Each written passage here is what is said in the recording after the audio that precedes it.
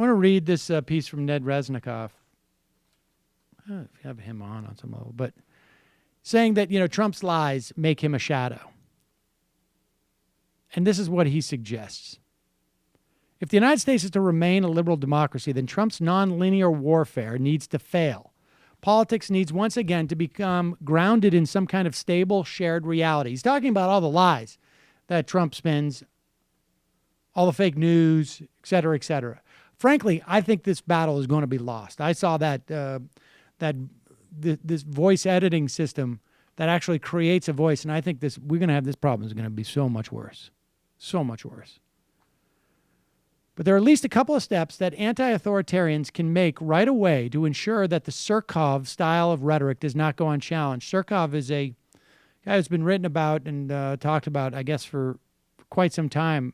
Russian sort of, I don't know, minister of propaganda, for lack of a better term. He's an advisor, but he floods the zones with stuff, contradictory stuff all the time. This is sort of something that he's been working on, and it's been documented. People have written about him for years. First, social media companies need to be held accountable for facilitating the spread of misinformation. Men like Facebook CEO Mark Zuckerberg and Twitter CEO Jack Dorsey, through their greed and stupidity, have shepherded authoritarianism to power in the United States.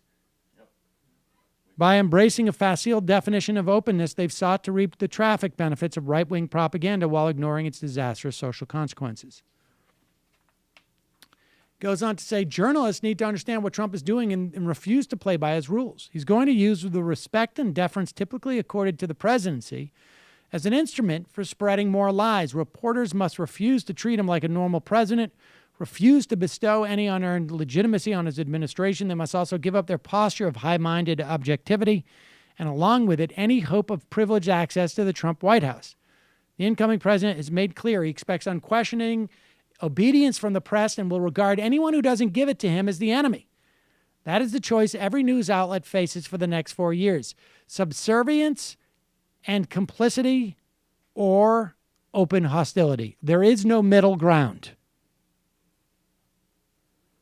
Same goes for every other organization, both public and private, whose job it is to safeguard political liberalism.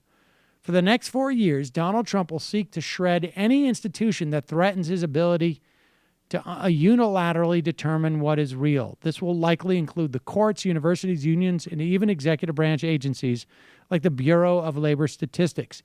If he fails, the United States may keep its republic, but if he succeeds, then the very notion of political reality will have been reduced to little more than a bad joke. The logic of democratic discourse will have been wholly replaced with the surreal anti-logic of nightmares. So there's that. That's also why we can't do this. Let's give him a chance, see what happens game.